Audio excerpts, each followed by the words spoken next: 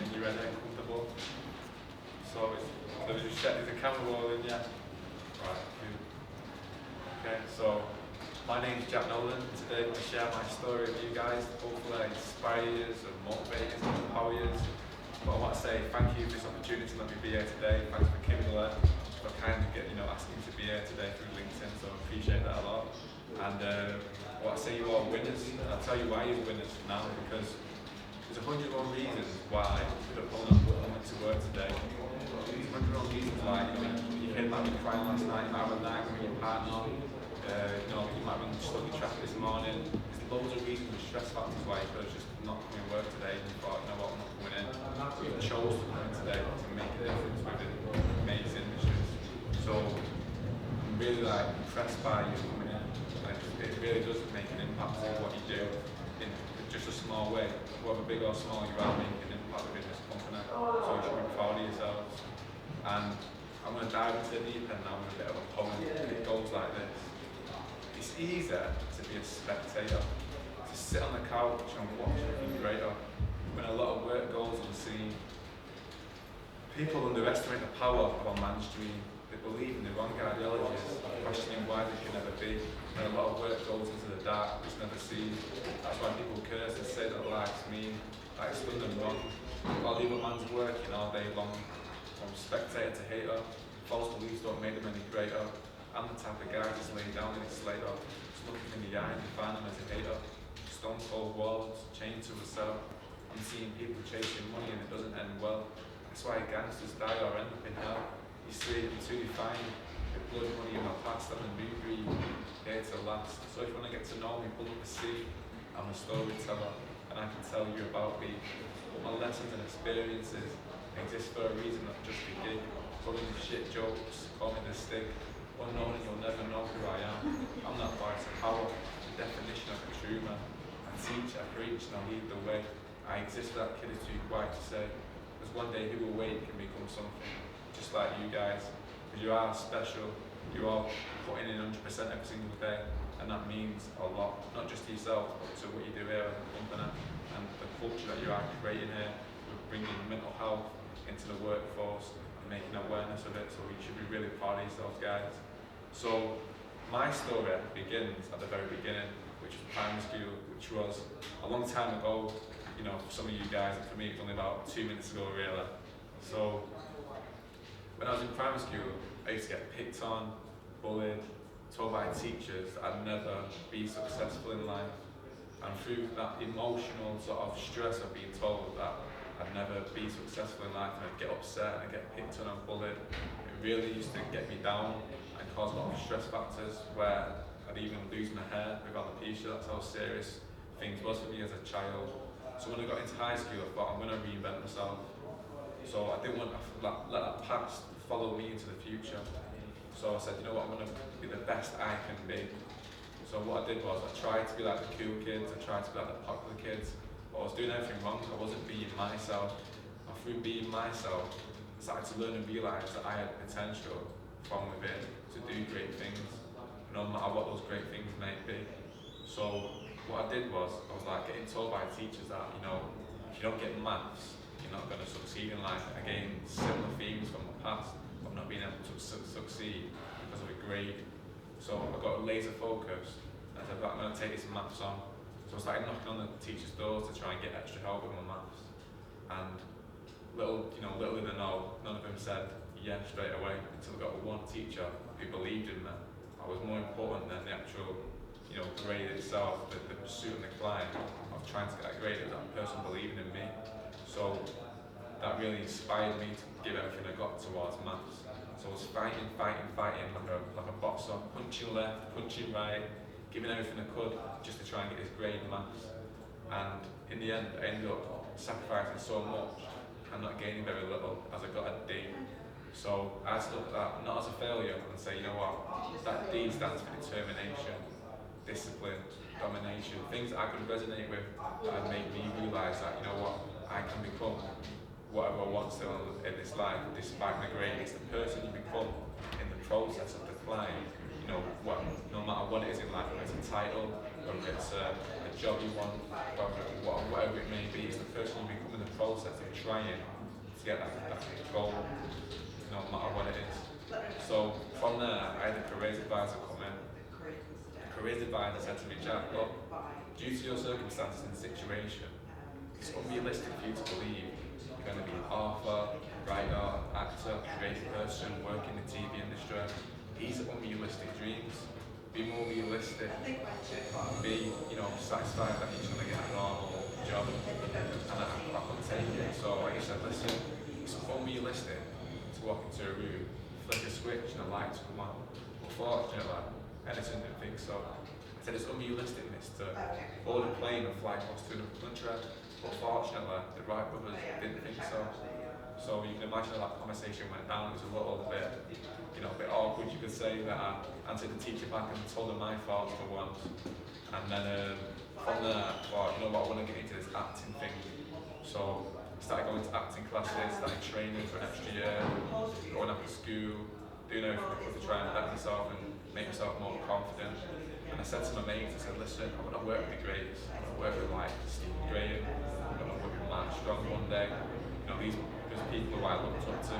So what I did was, I managed to get myself an agent, and then from the agent came an audition to a feature film called Blood, to which I did the audition and was successful.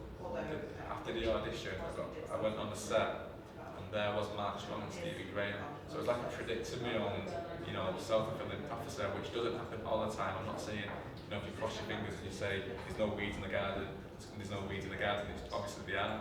But I'm just trying to say to you that, if you have a dream and you put in the work, you can move closer towards that dream, and it's real. It can be a real reality for some years. So from there, I ended up getting into college, and was like enjoying life, and I was acting in plays, and I was doing lots of creative things at the time.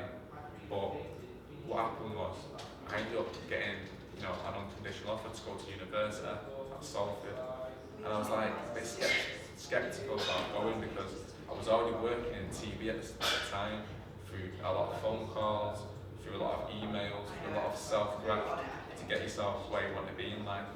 So I was like, should I go to uni? Should I not go to uni? But in the end, I ended up going, and it wasn't the best decision for me because when I was in uni, I had a teacher saying to me, you need to stop working in television, even though I was doing a TV and radio course. They were saying you're missing out, you're always having to catch up on things, you need to focus on one thing and get your degree. But then they have my mates in the TV world saying, drop the degree, you're already in the gang, crack on, you're going to be great, you're going to be successful in what you do because you're already in the circle. And with TV, it's a bit like, how good are you at networking and stuff like that, and I built quite a big network, and I was working with people like Lorraine Keller, Amir Khan, Team GB, just to name a few, and it was a really exciting time for me. But on the outside, I looked like I was successful because of all these things that was going on in my life, and I felt, an element of success. But on the inside, I was falling apart because, I had the stress factors of having to stay at university, my parents saying to me, come on, you can stay at university now, your brother, you just got first. So I had a lot of pressure there to live up to try and be like my brother with the education that he took. And there was a lot of stress there from stressful relationships that I had at the time, from friendships to personal relationships that was very toxic, and I didn't realise at the time when I came to a point where I was at a breaking point. And that breaking point was when I had my first mental health crisis, and that was a psychosis episode. It was a really scary and petrifying time, really, to be honest with you guys. Because it's when you lose touch with reality, and when you lose touch with reality, it can be almost like Alice in Wonderland. I was moving so fast and so close to what my dreams are, what I wanted to do for myself, creating my own opportunities to work in, more TV ventures, corporate videos, all these exciting opportunities that I was creating for myself. And then I had this crash of the psychosis episode, which really shook my world, and everything that I've built for myself was destroyed because I ended up, breaking those relationships, ringing people at 4 o'clock in the morning because I was going through the cycle of psychosis, not knowing what day it was, not sleeping, and a lot of hard and tough times I had to go through. But what happened was my parents found out and was like, right, we need to help Jack, we need to get Jack back on track, what can we do? So they themselves didn't know what to do because no one in my family had ever been through a mental health crisis before. So they took me to A&E, and in A&E, I was like still scared, didn't know what was going on. They told me to take this blue pill, and after I took this blue pill, it knocked me out. Now when I woke up, I was in hospital, a mental health hospital, which was like a section in the first section. So again, very scary time for me. I thought how serious was that situation? It was serious enough to make me believe that I had died and gone to heaven. But in reality, I was rushed away in an ambulance to this mental health hospital. But in my mind, I thought I'd ended up, teleporting to heaven or some sort of magical thing had happened to me because I didn't know where my family was for one. I'd seen all these bright lights, but it was just my eyes were sensitive to the light. And I've seen people doing all different types of, unusual behaviours. I remember this guy walking through the corridor of the hospital like half naked and then a long beard, and I thought, wow, that must be Jesus. To my right, I thought, oh my God, they must be the three wise men, but there was just other patients in there who was seriously unwell. So it was just like myself, really vulnerable, didn't know what day it was, didn't know what was going on. So I started end up smashing the place up and trying to get out and trying to break free of this hospital sort of situation that I was in until I realised where I was. And I realised where I was when there was a guy on the phone to a takeaway house and he was screaming down the phone saying, I'm in a mental asylum. That's when the penny dropped for me. The penny dropped and opened my eyes to how serious this situation was for me. And it really exposed me to the truth of the situation. So I got really upset, really emotional. I grabbed the phone, I rang my parents and said, Mum, Dad, I can't believe you put me in here. I can't believe it. Out of all the places I've ended up in here, and I can't believe you let me be in here. And they said, Jack, you've been seriously unwell. It was the best thing we could do for you. You know what I mean? It's what was advised, it's what the doctor said. I had doctors come in to assess me, and it was like, yeah, he's going through a psychosis episode, he's going through a mental health breakdown. The best thing for him is to get him in hospital as quick and safely as possible. So I spent 19 days in that hospital, and I seen a lot of things, and I heard a lot of things, and I heard people, trying to commit suicide, and they said screams, they sort of stay with you, don't ever go. And you always remember people who was in distress and a lot of pain. So what I did was, while I was in there and I was on the come down back to reality, not knowing what was going on, I started saying to people in there, you can become anything you want in this world. I said, you've all got the spirit of a lion. And that's when the doctors came running up to me and said, Jack, do you believe you're a lion? I said, nah, I don't believe I'm a lion, I'm not Simba or Mufasa or anything like that. I said, look, I'm just trying to give as much positive energy, as much, motivation and inspiration and I can to these people in here who are going through really tough times, really dark moments. I said, look, if you're going through the dark, let me be your North Star. There's always light at the end of the tunnel. I said, if there's no hope, let me be the hope, and we'll walk through these doors together. I was giving them my all, I was giving them the absolute best every single day, trying to make that environment just a little bit better than it was the day before. And through doing that, it was like therapy for me. It was making me realise, you know what, I can actually make a difference, and that's where this idea of you can become was born. This message, this positive message that you can become anything you want, despite your circumstances, despite how they was feeling inside, despite that they was told that they was delusional, that their goals was delusional, that the idea that they had was delusional. Just because no one could see it, in reality, didn't mean that their ideas of what they wanted to achieve in the world was not true. And I was really pushing that message, and I was saying to them, look, I've done really big things myself. I've written books, I've done this, I've done that, and I'd share with them my poems and my inspiration with them as much as I could, just to try and get them to realise that they're going to be okay. And that was a massive factor of what I felt like I achieved for myself at the age of 19, locked up in a mental health hospital, and really making a difference in there. So after 19 days, I got out. And this is where my story starts to get a little bit more interesting, I suppose. Even though it's quite interesting when I look back and I think, well, I was in hospital at this point in my life. Life hit me on the blind side. My relationship of 5 years had ended. So I had a broken mind and a broken heart at the same time. And they say when you go through a relationship breakdown and everything falls apart, you're very vulnerable to mental health crises, again, such as depression, anxiety, stress, all these different factors. And it was like the life that I had known was gone. And I was on that couch in my house, and it took me about 6 months just to get off the couch. My mind was foggy, I had no energy, I was tired, I was drained, and the drugs and medication that I was on to help me was having a massive effect on my body. It made me gain weight, and it made me go through a lot of different factors that contributed towards me being very depressed and down. So it was hard just to get off that couch and to see me, as this guy you see me today talking to you guys with, 100% confidence, you could say.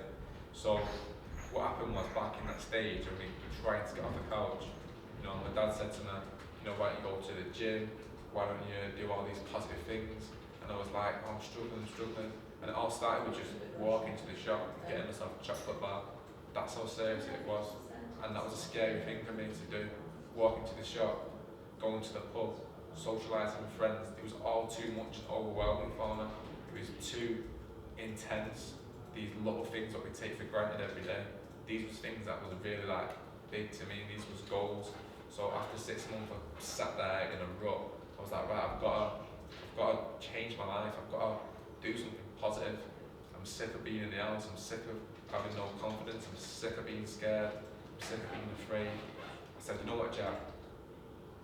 You need to do something for you. Because all the time you do things for other people, and even when you was in hospital, you was doing things for other people.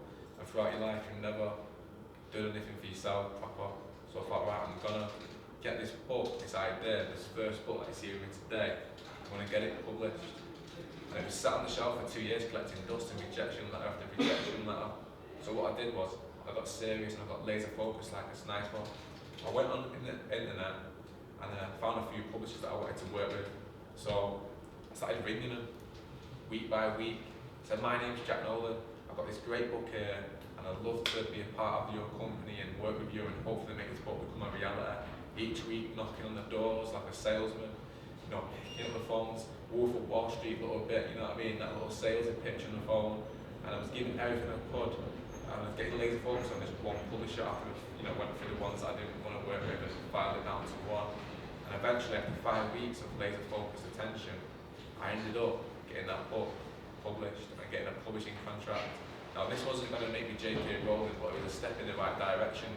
It was like getting me on Waterstone's website and all the stuff that you dream of as being a first time author.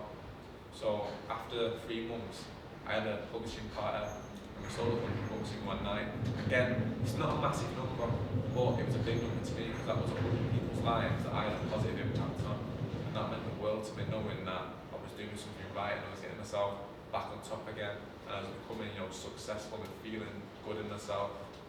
And then from there, I had a chat with the publisher and said, look, I want to get on the shelf with Waterstones and I want to do all these positive things.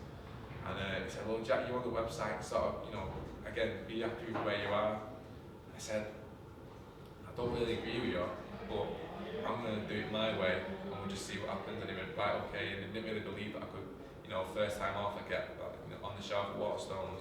So I went into Waterstones with chocolate bars, donuts, cookies, anything I could think of, just to get the attention of the managers and the staff in there.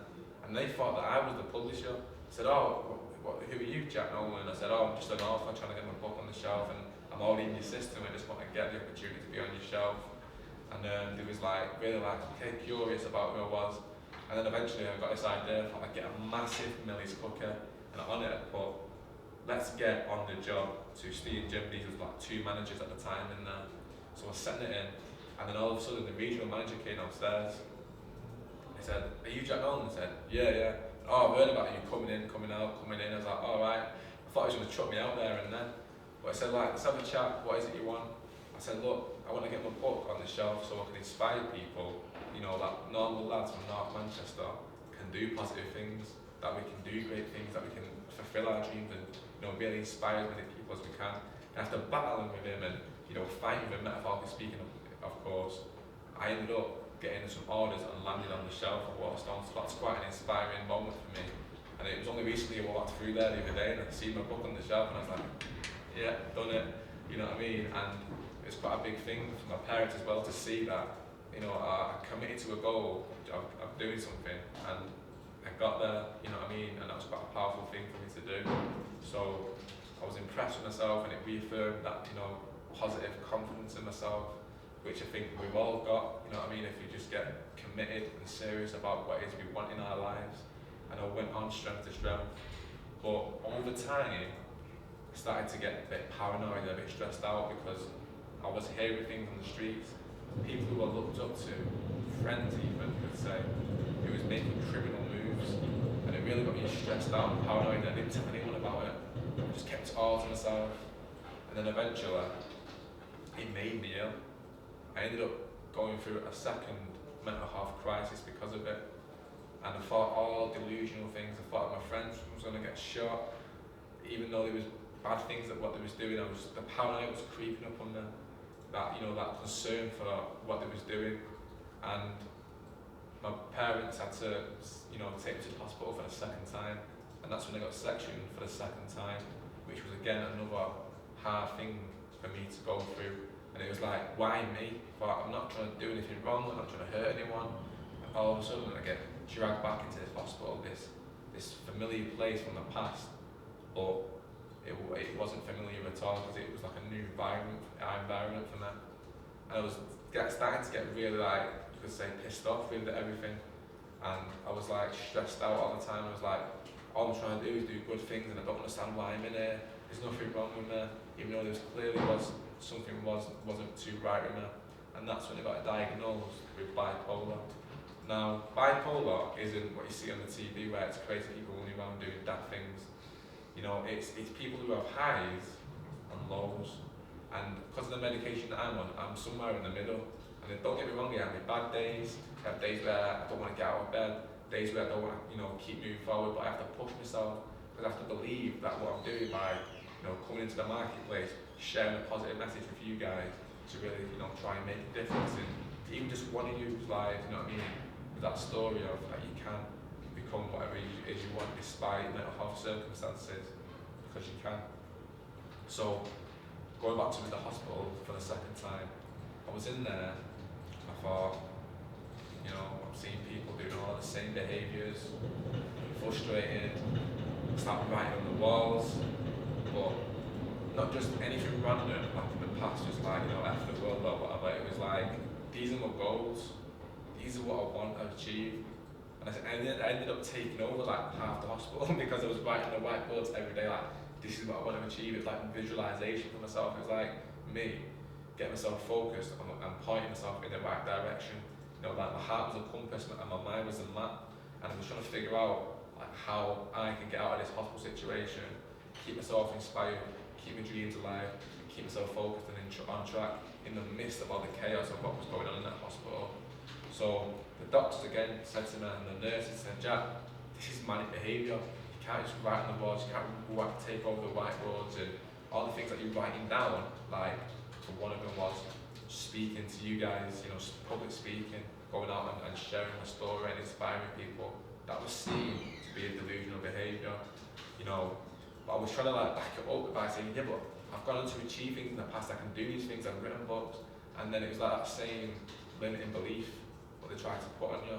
Not by, being nasty or horrible, but because they didn't see it for me how I would see it for myself.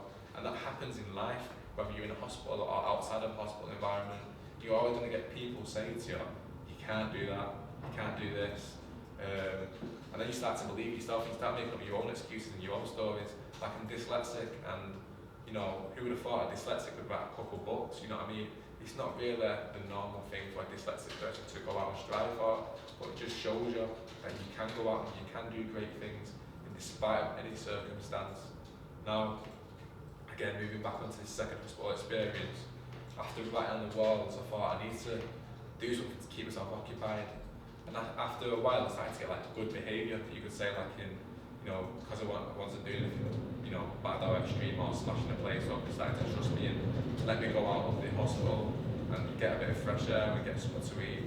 So as I went out, I'd go to the shops and I'd buy loads of chocolate bars and I'd come back in and I'd try and turn that hospital into Charlie and the Chocolate Factory, because I wanted to really make an impact on those people's lives in there. make that place just a little bit better. So I'd give him these chocolates and I'd give him poems and I'd speak to him one-on-one and basically I'd coach him and coach myself out of the darkness that I was experiencing and all the negative thoughts. And it really started to make, a real impact in these people's lives, and it really started to inspire me that, I'm doing the right things. And even though people might not see it for me, I believe in what I'm doing. Even though I'm in a hospital situation in the midst of darkness, and no one can really see a way out for any of us who was in there, but I had to sort of see that way out for myself. And through the support and the love of my family who came to visit me, and my dad would give me like these positive motivational talks himself, and he'd try and say, look Jack, 10% right now, but let's get you to 20% next week, and the week after that let's get you up 10% each week and try and get you to a more positive place. And eventually the doctors will see that I'm back on track and let me out of the hospital. So I give them the same messages, the same little motivational rant you could say, by saying you can become anything you want in this world and in this life.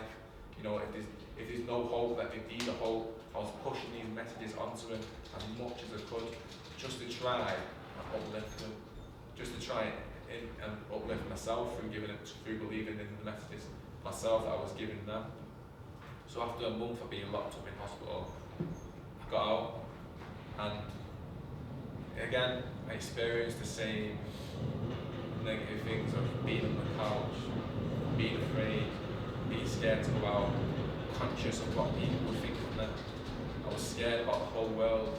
I felt like I was becoming like this mental health guy now, who had mental health problems, and I wasn't my own person, it wasn't my identity. But as soon as I started to see the positive sides in it, I thought, well, you've got to own who you are. And if you don't own who you are, and you're not happy with it in who you are, then that's just going to create stress for you. And further down the line, it can lead to mental health problems if you're not owning who you are. And that takes a lot of self-awareness, takes a lot of emotional intelligence to go, you know what, I am Jack Nolan, and I've gone through all these experiences, and I'm not going to let it hold me back. Okay, I've got this thing called bipolar, and I'm learning about it every day, and it's a new thing for me, but I'm not going to be afraid of it.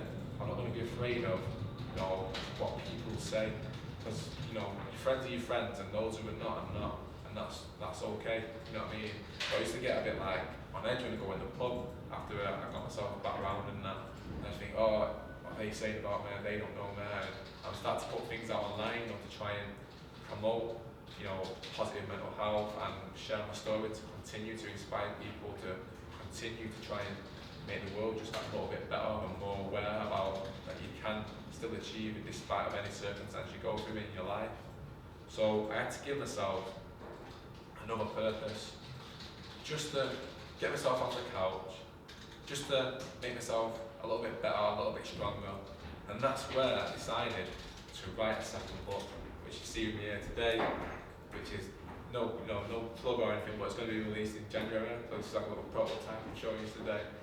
But I was doing it to get myself some more purpose, and that's where I learned how important purpose was. Because without purpose, you could say we perish, and we need something to get up for in the morning. We need something to strive for. We need something to make us better. We need something to make us happy. And even if it might be a big goal, even if you don't reach that goal, books should be quite big goals, but that's just my personality and something that what I learned about myself is I like big goals because you grow, you develop. You might feel uncomfortable in certain situations, like today. My anxiety might be a little bit high. My heart might be beating 100 miles an hour. There's a lot of different things that might be going on in your body and your experience. But knowing that the goals that you go after, if they inspire you and it's not going to harm anyone, and it's your own thing, and it might seem a little bit pie in the sky to some other people, then you know what, go for it, because it's going to, inspire you to get up in the morning. It's going to inspire you to grow and chase things that you want for you in this world, and that's personal for you, because we are our own worst enemies, and we are our own greatest tools, and we've all got the brain to do whatever it is we want. We can figure things out. If you need help, ask for help. If you need to talk to someone about what you're going through, talk to someone about what you're going through. Don't be afraid to talk. Because I go and see a therapist once a week, and that's a massive part of my recovery. And she does all the CBT, cognitive behavioural therapy stuff, and we just talk, and it's normal. You know what I mean? Just talk about how you're feeling and what's going on. And it's always good to get a second opinion of advice on how you're feeling, where you're going, how to get better, how to get stronger. And I see it as personal development.